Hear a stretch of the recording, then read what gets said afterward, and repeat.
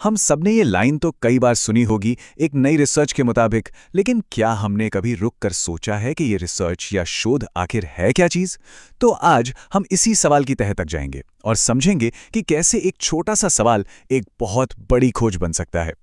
तो देखिए, आज का हमारा सफ़र कुछ ऐसा रहेगा।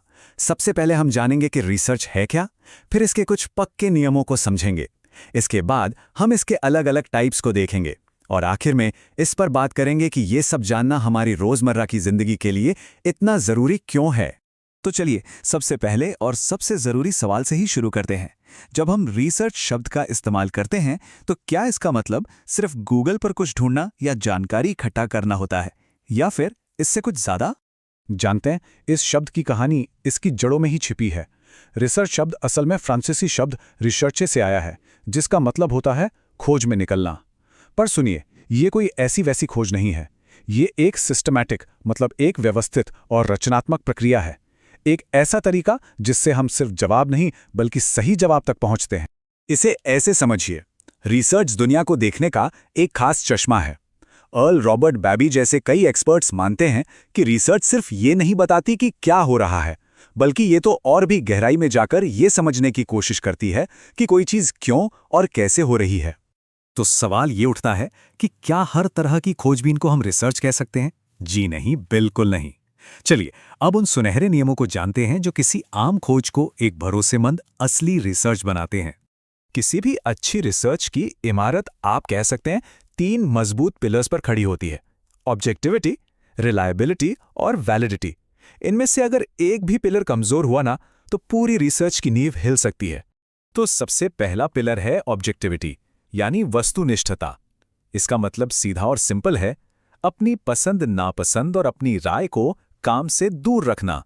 मान लीजिए कोई रिसर्चर ये साबित करना चाहता है कि उसकी फेवरेट आइसक्रीम ही दुनिया में बेस्ट है, तो हो सकता है वो सिर्फ उन्हीं लोगों से बात करे जो उसकी बात से सहमत हों।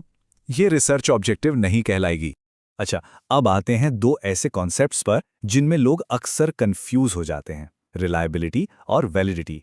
देखिए, रिलायबिलिटी का मतलब है कंसिस्टेंसी, यानी क्या बार बार टेस्ट करने पर नतीजे एक जैसे आ रहे हैं।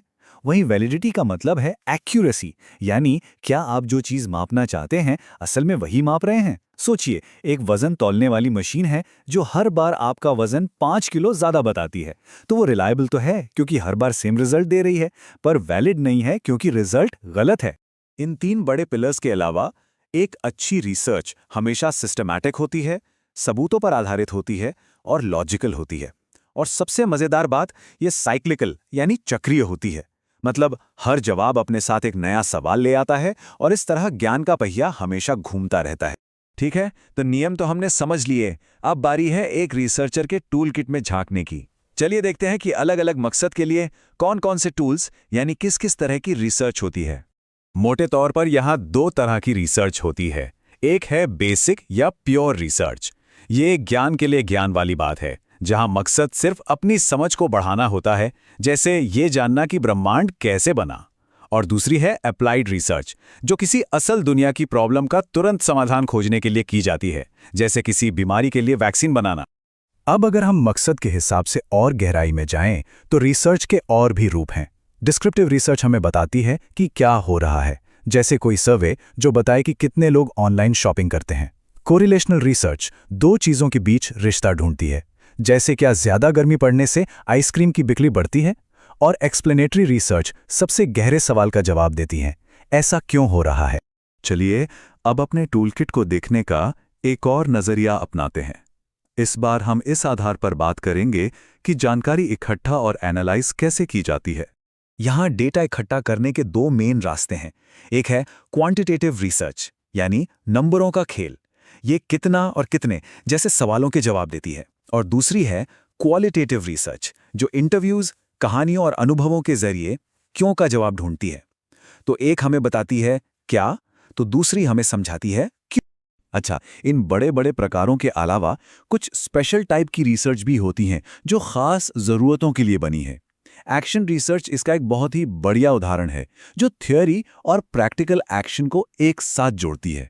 एक्शन रिसर्च का सीधा सा मतलब है करते करते सीखना।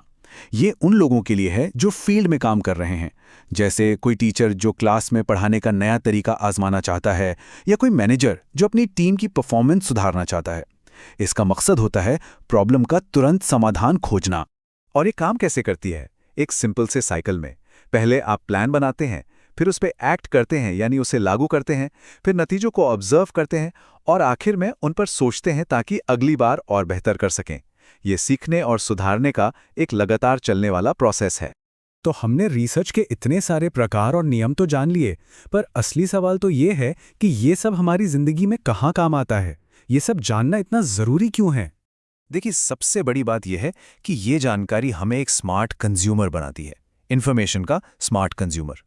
जब हम ये समझते हैं कि कोई स्टडी कैसे की गई है, तो हम हर रोज आने वाली न्यूज़, रिपोर्ट्स और दावों को ज़्यादा अच्छी तरह से परख सकते हैं। हम सिर्फ जानकारी लेते नहीं, बल्कि उस पर सवाल उठाना सीखते हैं।